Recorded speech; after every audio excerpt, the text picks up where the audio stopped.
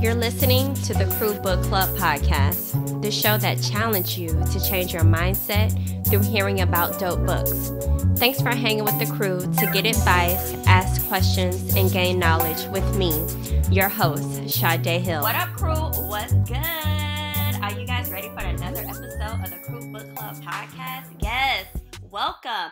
I am. Like always, I tell you, I'm excited every time I come and do this. This is becoming like a new love, a first love, and I really just appreciate the pod. I appreciate you all tuning in, and I'm always ecstatic to do this. First off, how are you feeling? Keep it real with yourself. I always say that. I can't stress it enough to keep it real with yourself and how you feeling, because if we start keeping it real with ourselves, it makes it a whole lot easier to keep it real with other people. It starts from within. I'm trying to tell you, child. Okay, if you're feeling like, I ain't feeling it today, sis, tune into this episode and hopefully it boosts your morale, it boosts your confidence, and it makes you feel a little bit better than what you felt before, okay? I am feeling amazing. I am feeling great. I've been out here in these streets this week, and I am loving it because I'm choosing to do the things that I love to do. If you go click on our YouTube channel, before I even get on the pod, I have a moment with my YouTubers, and you can literally get some nuggets that I dropped, especially for this particular episode. I talked about peace and privilege. So go ahead and check out the first few minutes of the YouTube channel. It's in the bio for the pod as well. And you can also just go to YouTube and type in the Crew Book Club and you'll see me. Okay, let's get into who gonna check me book, because I have a whole episode to get to. Like, it's a lot. It's packed with some goodies. I'm super excited to share these goodies, and it's exclusively for the crew. So you want to listen to the entire episode. If you go to YouTube, you can literally watch the whole thing with no edits, because typically I try to scale it down on the podcast to keep it at least in that 30-minute mark. So if you feel like, oh, wait, did I miss something? Always go to the YouTube channel. I cannot stress it enough. And hit subscribe so you won't miss those videos as well. Okay, so let's get into who gonna check me, boo. And we know that is always God checking us, and we yarn for a good check. I know I do, because it keeps me on my toes, it keeps me better, and it just keeps me in the right lane. You know what I'm saying? Okay, so lately we were in the Believe Bigger devotional journal, which I'm still in. I think I'm on like day 67. I can't remember right now. But today's check came from the Bible. It came from Daniel 4:27, and that's chapter 4, verse 27. It says, "Renounce your sins by doing what is right, and your wickedness by being kind to the oppressed. It may be that then your prosperity will continue." The context to this comes from King Nebuchadnezzar. I hope I got that right. He was having dreams. Daniel was brought to interpret them, being a man of God. Daniel interpreted the dream, and the king was given the opportunity to get it right, so his prosperity could continue. Basically, the king was he was prospering, but he wasn't treating people right. And it's particularly in this chapter, it was the oppressed. And let me tell you, the book of Daniel is fire. Go read it. It's a short book, but it's so many dope nuggets in there. It talks about Daniel in the lion's den, and you might say, well, I already heard that story. But when you read it for yourself, like the beginning to end of the chapter, it hits a lot different. And this particular scripture checked me this week because it made me more aware of how doing things will keep you in prosperity. And it's like God always gives us an opportunity to do the right thing. It's up to us and to choose, that's that free will, whether we're going to do the right thing or not. But before he typically takes success and prosperity away, or your peace away, or whatever, before he makes you extremely uncomfortable, there's always signs, whether it comes through a dream or someone saying something, or like that little voice that you say, oh, that little voice in my head told me to do this, or that feeling, that guilty feeling that you get after you've done something wrong, or you treated someone unfairly without them knowing, or if you manipulated a situation. Like, we know when we're doing wrong internally. Your body can feel it. Mentally, it comes to a pass. And in this scripture, it was just like, let me just continue to do the right thing. And even if I do the right thing and things don't go my way, I can sleep better knowing that I did the right thing. So that was the who gonna check me moment. And it was more so like a reminder to continue to do the right thing. And I want to make sure I'm living my life with honesty and integrity. And it can get hard, but looking at this scripture is just like, I just want to continue to be prosperous. And prosperous doesn't always mean financially. Okay, it could be in health, it could be in peace. And that's where my focus is, because that's how I measure my success. But anyway, that was a who gonna check me, boo. And, absolutely love sharing those moments. Let's get into the book. But before we do that, we are always on the go and always don't have time to sit and read. So audiobooks can be the best way to go. And now I can give you some cruel love where you can go sign up for a 1-month free trial for Audible Premium Plus. And I recommend listening to the Will book by Will Smith only because everybody who I asked, and I even asked you guys on Instagram, I was like, what's the best Audible book you've heard? And everybody literally said Will. I think 1 or 2 people, one was like, I don't listen to Audible books. And then another person was like, they mentioned The Roots and some other ones, but majority of everyone mentioned the Will book. Will by Will Smith. So that's going to be the first one I check out. But literally, if you haven't listened or want to try Audible, you can visit audibletrial.com/crewlove and get your 30 days of Premium Plus.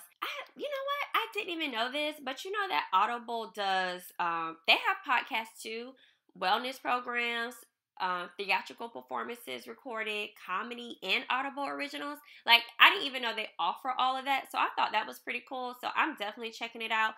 But if you want to check it out with me, you can use audibletrial.com/crewlove.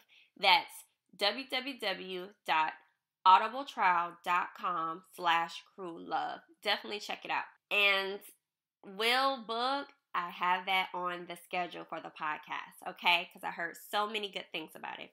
So tune into the Audible, listen to that, because I will be as well. Okay, so let's get into the main juiciness of this episode. We're getting into Woman Evolve, and this week we're covering 3 chapters. We're covering Chapter 7, Good Goes Hard, and Chapter 8, God Goals, and Chapter 9, Set in Motion.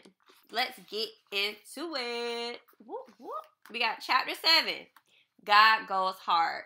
One of the first sections that caught my full attention started on page 114. On page 114, in this section called A Curse or a Blessing, it says, there are going to be some moments when you know you're in God's will, but sometimes you are always so tired and weary that you aren't sure whether or not you want to stay in God's will. Woo. Yes, child. Sometimes we be complaining about the stuff that we prayed about, and we got to check ourselves on that, right? I used to have this perception, once I know what God's will is for my life, and that moment is going to be so easy, a breeze, and not hard at all. I was wrong. At the bottom of page 114, it says, God doesn't always equal easy, and easy doesn't always mean that it's good. And it's like, how should I respond when what started off as good becomes hard? Okay? Receive some comfort in knowing that you don't have to experience guilt for being overwhelmed or confused about how you feel toward what you know is a blessing. I need you to remember that just because something gets hard doesn't mean it's not from God. Woo! This is so good. It's like, it's a blessing, and when you understand that, you really have to sit in it and just sometimes take a break. And this is a good way to do that. And this is kind of how I feel about it when I'm having those struggling moments. I just take time to meditate and make sure I can get back focused and breathe and take a break. And she mentions that on page 116. Opposition to the belief, we become frustrated and hurt because we thought our sacrifices could result in perpetual satisfaction. Did the blessing change, or did I change? Right? He set it in motion. At the beginning of time, blessing is just what God does. That's why every morning I wake up to another blessing. In the beginning, God breathed his breath into humanity. Okay? Meditation is so powerful because it focuses us to take intentional breaths. When we breathe intentionally, we are able to still our mind and bring peace to our spirit. Whoa.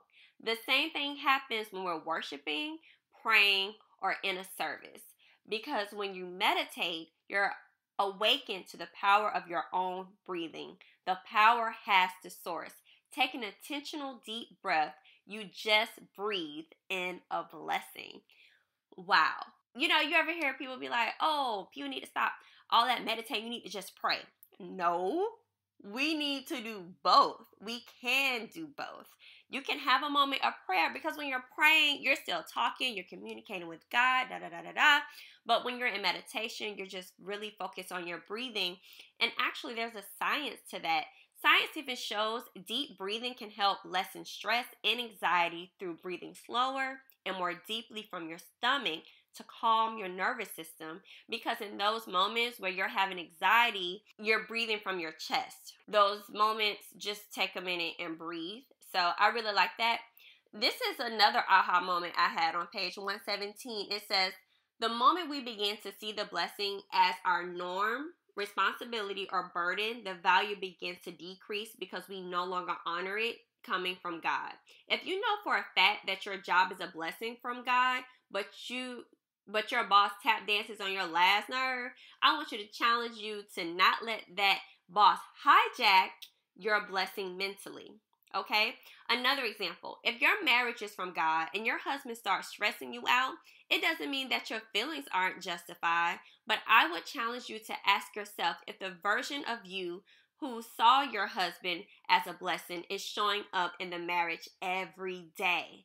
Whoa, yes, changing your perspective and looking from within. Listen, she says, I'm suggesting that when confronting whatever is standing in the way of you seeing your blessing properly, remember it all began with a blessing. Yes, I think just when you're struggling and going through those things that you felt so strong was a blessing, and you confident that God told you this is what you should be doing, and it brings peace to your life because you're excited about doing it, just go back and remember, why was I doing this? This was the blessing. And I'm seeing it from a blessed place and not a stressed place.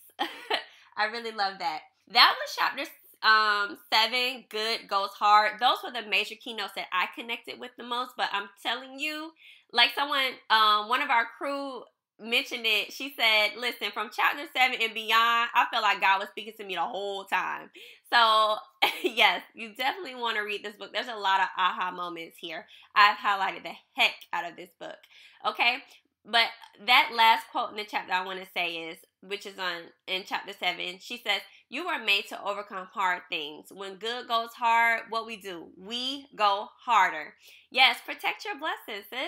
Okay, let's get into chapter 8, which is titled God Goals. And once again, there's a lot of info in these chapters, but I'm going to just give you the ones that really connected with me. This section in chapter 8 called Step Outside the Boat. I'm laughing because y'all seen that Kodak video when he's like, let me drive the boat. Me and my husband crack about that video all the time. Anyway. Okay, on page 129, it says, failure is not a curse word. And even when we fail in the pursuit of what God has for us, we have to promise that it will all work out for our good. That makes me think of my favorite Bible verse, Romans 8:28. It's one of my favorite chapters. But yeah, this was so good. Now that you understand and know that failure is not a cuss word and we have to accept failure and failure is good, understand this. On page 1, at the bottom of page 130, it says, I want you to begin making goals for yourself without fear of failure or of the unknown. I want you to come to a place where you are content with starting to head into the right direction, that you don't get caught up in whether you'll reach the desired destination. I always say this. A lot of times we get A and want to skip B through Y to get to Z. In actuality, we need to get through all the alphabet letters before we get to Z. Okay?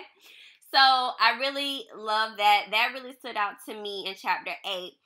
She references the story of Peter as well in chapter 8. And this is what I want to leave you with in this chapter. It says, he, which we're talking about Peter, may not have been able to accomplish his goal, but the mere fact that he attempted the goal set him apart from anyone who could have negative feedback about what he attempted. Don't allow the fear of what other people think keep you from spreading your wings. As you know, she's talking about the scene where everybody in the boat, and then Peter see God out there, and at first they didn't think it was God, but then Peter challenged God, and he said, well, come out, step into the water.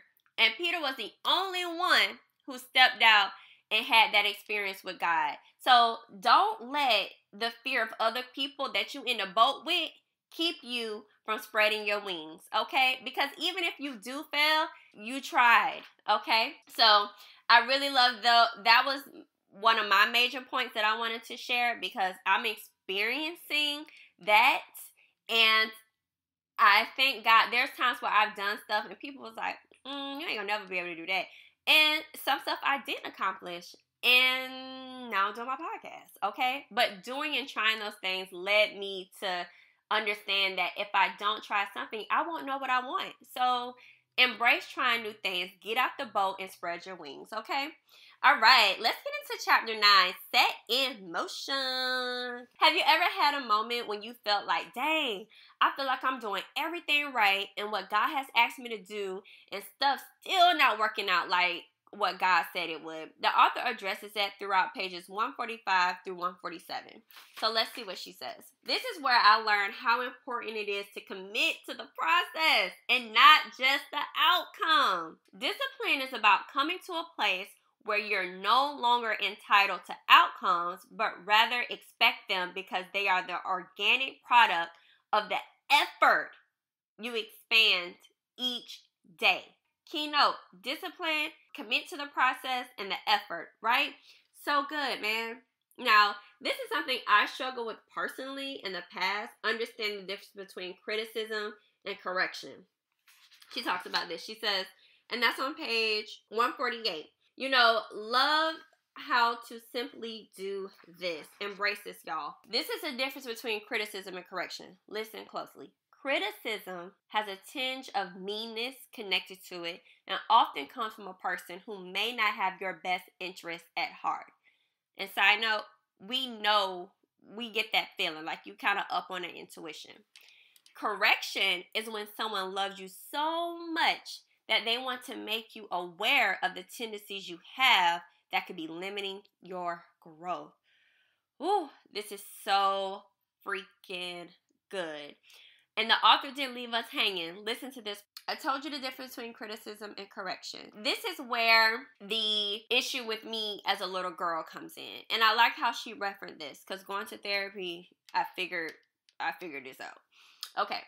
It says on page 149, I believe that within every woman is or has been a little girl looking for acceptance, love, and evaluation.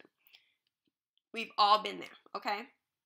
The literal girl shows up at the most opportune times and has the tantrum or fit when she feels she's being misunderstood. Once I realized the little girl in me was having the visceral reaction to being wrong, the woman in me had to evaluate the correction I was receiving. Yeah. And it's so funny how connected I am to this story that she gave an example of. Her husband had asked her to lock a outside door that she would go out of to read. And she says, before the woman in me could have even responded, the little girl in me started thinking of the 8,000 times he left the door open to the balcony unlocked. Fortunately, I managed to pull the little girl back before she could tell my husband about his own failures. Instead, I looked him in the eye, said he was right, then assured him that I'd try to do better the next time. That, y'all, is correction. And she had to decipher the criticism and the correction because her husband loves her. He has the best interest for her. So he was only trying to correct, not criticize. And as a man, their focus is protecting. So, and it's so funny, I went through that probably like a few weeks ago. I was in a rush on a go. And I ran out the house, didn't lock the garage door, didn't close no, I'm talking about the door to get into the house. I didn't lock it. And then I drove off in a hurry because I was running late, and I didn't close the garage door. Anybody could have ran up in there, took what we had, and been out. And in the moment, my husband was like coming at me, and I'm like, well, we never lived in a house with a garage before. I'm still getting used to this, da-da-da-da-da. And I was so trying to defend my actions when all he was thinking about was our safety. And I really connected with that. So, and it also made me think about the last episode when we talked about when we expose our little to someone to help us grow. You know, that's very important.